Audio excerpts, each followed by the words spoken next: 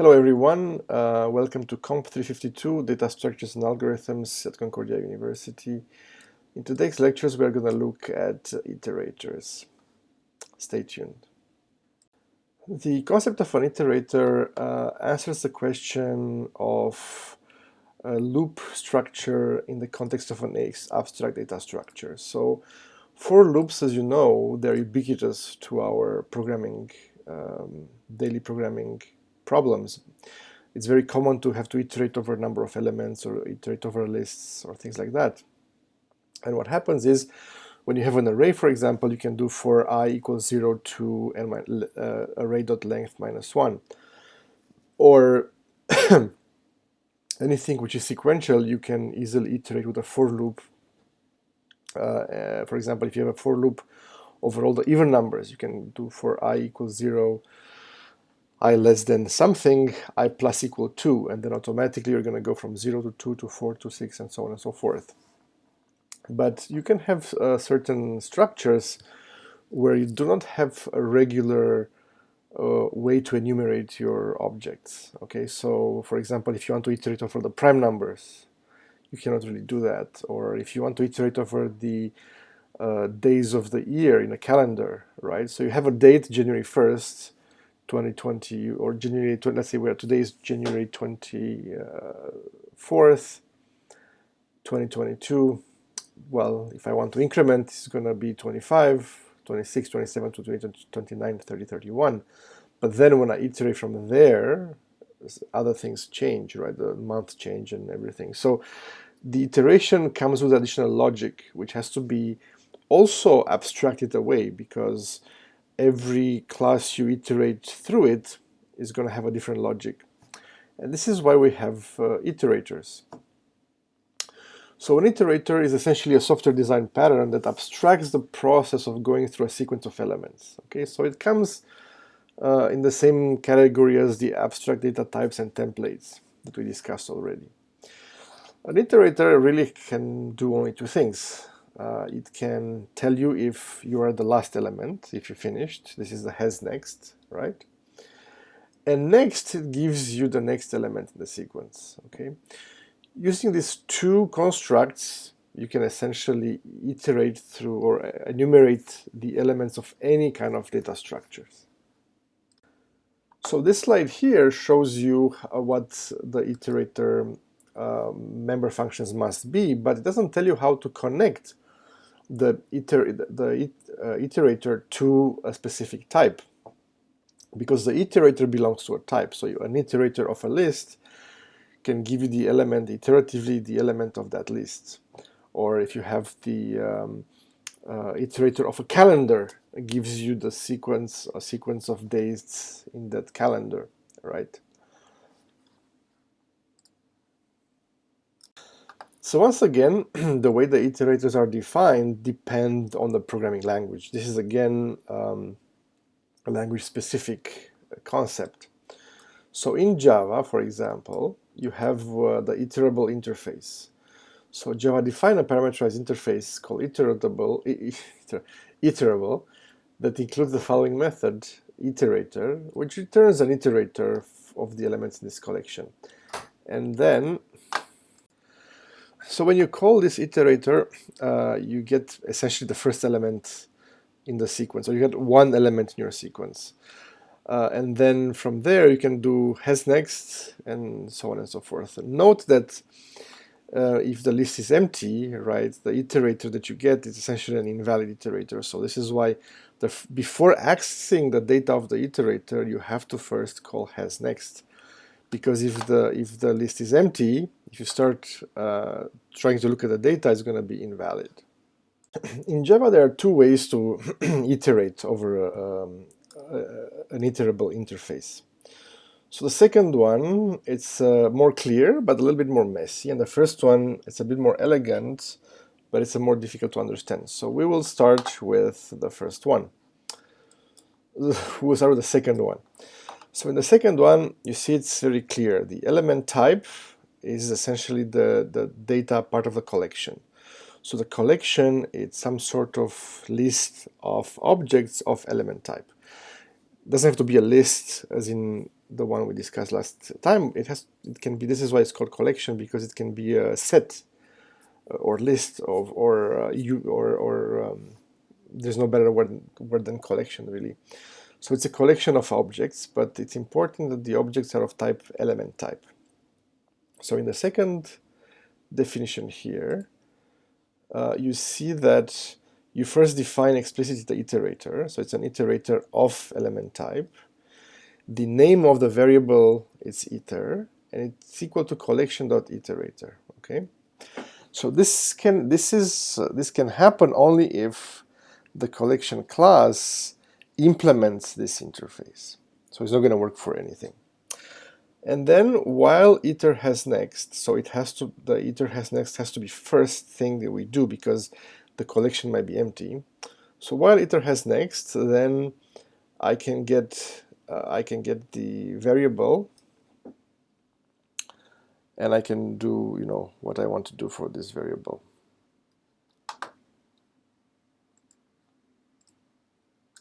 There's something odd here, especially if you're used to the C++ model. So whether you use iterators in C++ or in Java, you have to always make sure that you can address a situation where the collection is empty. This is why, even if the collection is empty, you have an iterator that is returned to you. Okay.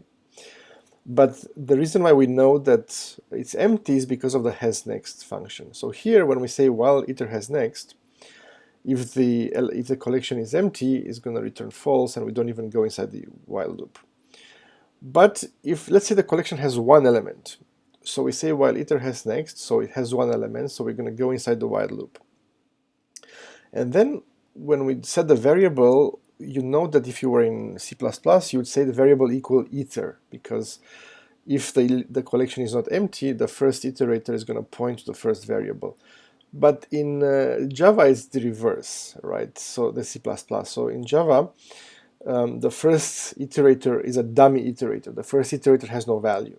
Okay, the only purpose of the first iterator, the one called by the iterator function, is to give you essentially a head to the list. Okay, so if the list is empty, you still have one iterator, which is null. Now, if the list is not empty, you have to call iter.next, because this is what's going to give you it's going to move the iterator to the next in the list, and it's going to give you the value of that next value, the next element. So I'm going to show you an example very soon. The other way to deal with iterators in Java, and this is similar to C++, it's a more elegant way. It's a for loop built in the language. So here you say for element type variable. So this is the variable of the type element type, which it is used is like the for I equals 0 to n. So it's like the variable where the data is going to be stored for every element in the collection. And then here semicolon, and then the collection itself. The collection is the data is the data of the container of your collection. So as always, it's much easier to learn by example. So how about I will show you an example about how iterator works in Java. So let's look at a simple example where the collection is the days of the calendar of a year, let's say 2022, and we are looking at to iterate through all the days on 2022. And we want to do a couple of things. We want to see what date is the 200th day of the year. And we also want to tell between May 17 and January 6 how many days are there in between. Obviously, these days are not random. When I wrote this code, these were the days where the vacation started and ended. So the courses were starting in September 6th and the vacation started May 17. So I wanted to know how many days are in between. Obviously, there are more efficient ways to compute that, but the purpose of this code is just to show you how you iterate through the element of a collection which is not a standard list or a standard array. So already you can see here at the top that the main iterator is of the first type. Okay, so date is the type, the collection is a calendar year, and the calendar year it's a collection of dates. So for date D, so this is the variable which instantiates a date, in Y, which is a variable which is the year, in this case is 2022. So what I do is, I count the number of days, and then when I reach 200, then I'm outputting what day and month is the day 200. Okay, and furthermore, once I reach May 17th, I turn a variable count equal to true, and then if count is true, I'm incrementing this diff variable, and when I reach the day September 6th, I output how many days have been between them. So the variable C counts the number of days so that I can stop at day number 200, and diff counts the days after May 17. Okay. Again, the code inside the for loop is not really essential. It's mostly to to show you what we can do. The important part for this course is this one line. So in one line, you can create an iterator over a collection of data.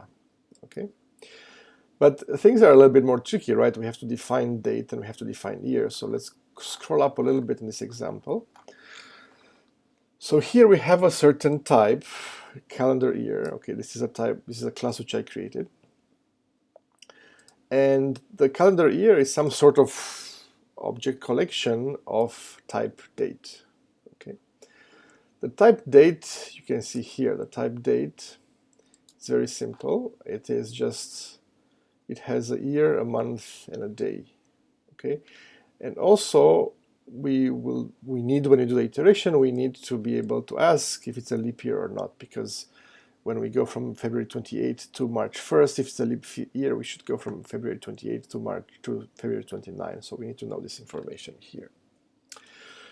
So when we create our date, we do it based on the year. So we set our date at the 1st of January, the year we specified. Okay. We also need the function that tells us if the date is valid. You will see why this is important later on. There's more to see here, but they only make sense after we look at the pièce de résistance, which is the calendar year class. So in my example, the calendar year class, it's a container or a collection of days in a certain year. This is how I define it. Now, the type of the day is abstracted here using this class, abstract class T. So the calendar year is a collection of days, and the specific type of this is a type T. And I specified that it has to implement the iterable interface, which I mentioned earlier. And the iterable interface, what it does is, if you remember from the slide, it enables us to, if we call the function iterator, okay, it has to return an object which is which can iterate over all the elements in that class. And this iterator has to have certain properties. So the two properties this iterator has to have is a hasNext function and a next function.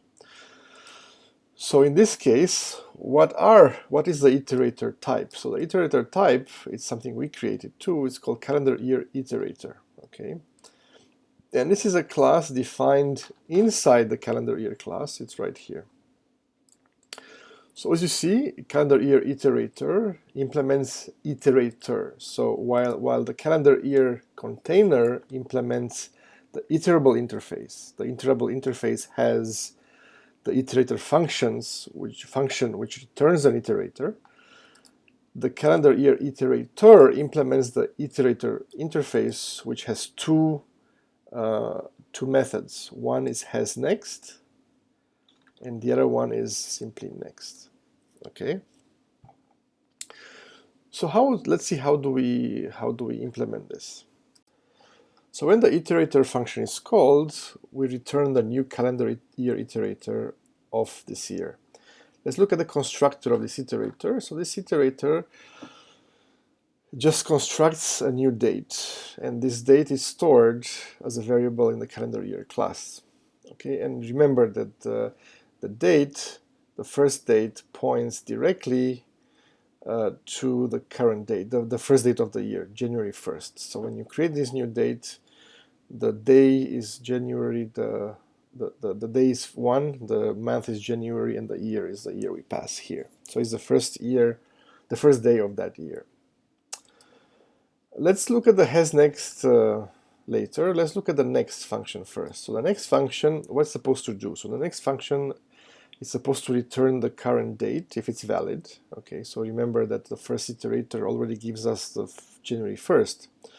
So when we call next, we want to output the current date, right? So we create a new object of type date, okay, and we set the day, month, and the year to the current day, month, and year, which is stored in this variable dt. And then what we do, we increment the dt, so we go to the next day in the year, and then we return the current date. This way, the next time the next function is called, we're going to return January 2nd, and then January 3rd. And then it's up to the increment method here to tell us when, to correctly move to the next date. So let's have a look how this increment function works. Well, the increment function does what you would expect it to do. It increments the day, and then it has to check if the day exceeds the day of the month, then it resets it to 1 and increments the month, okay? And of course, to figuring out how many days are in the year is a bit more tricky because you need to look at the days in a month, and then you have this business with February. But I will not explain this code. You can easily browse it yourself. Now, interesting here in the increment is what happens at the very end, okay? So if we go, so we have December 31st, and then we increment the day to 32. Then 32 is not a valid day, so we decrement the day to 1, and we make the month plus plus, month is going to become 13. Now what we do here is, if month bigger than 13, we reset the day to -1. Why would we do that? Well, we do that because of this hasNext. So our iterator, the hasNext, which tells us if there is more elements to come in forward, calls this function is valid. And the way I implement the code is valid returns true, returns false only when the day is negative. So when the day is negative, returns false.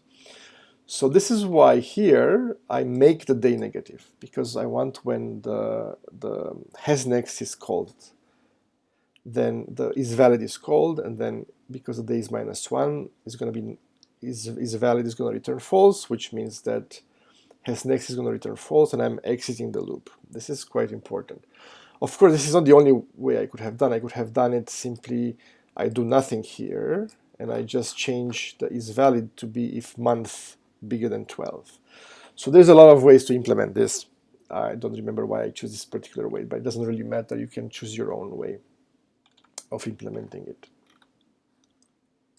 So the only one thing I want to show you before we move on to running the code is the second method. So I implemented this that you can iterate using the two methods. So the first time we iterate using the elegant way, and the second one we iterate using the classical way. So in the classical way, we just create we call this iterator function, which returns an iterator of type date, okay?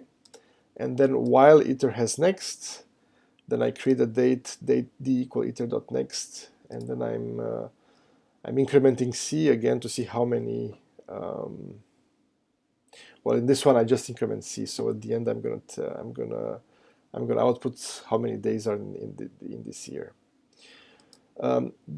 This one is quite important because the second way to iterate, although it's more cumbersome and perhaps in elegant programming we would not use it, it's very important to, it explains a little bit better the components. It explains a bit better how iter has next works and how iter next works. The first one is it's very abstract, it is hidden. So if you don't know how it's implemented, you may not know exactly how to implement has, next, and next. So it's very important to know both of them, even though obviously the first one is more elegant. But if for example your code doesn't work, you can choose to switch to the other one because it's easier to debug. So first we have to compile. So we compile the calendar year.java. We compile the date.java. And we run the calendar year. So you see, as you expect, it tells you that May 17 is the day number 136 in the year. Then day number 200 is 20 of July 2022. It tells you that the September 6th is day number 248. It tells you that between those two dates you have 112 days. These are the holiday days.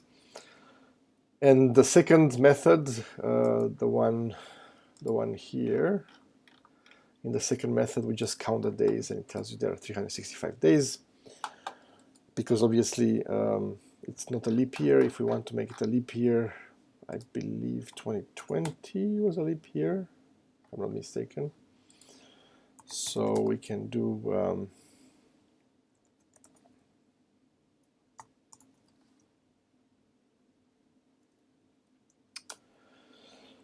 so what is interesting here, you see that now of course we have 366 days, and because of the February 28 and the February 29, it was a leap year, now May 17 is day number 137, day number 200 is going to be one day earlier, obviously, so everything is a bit shifted. So this is to show you a bit how this works. Now, I didn't really debug this code, so I hope it doesn't have any major errors, but this is more for you to understand how Iterator works, more than to understand how counting days in the calendar works, because you would have much better tools to actually implement that.